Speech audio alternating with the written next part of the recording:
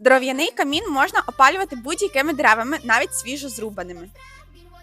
Свіже дерево має вологість понад 30%. При горінні воно не лише погано горить, а й виділяє більше диму, сажі та забруднює димохід. Тому рекомендується використовувати добре висушені дрова, вологість до 20%. Електрокамін не потребує димоходу чи вентиляції.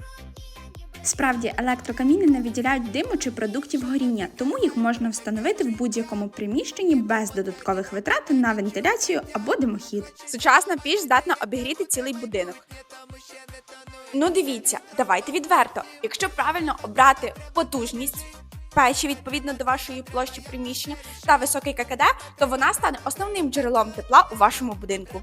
А якщо це дефро, то буде взагалі топ.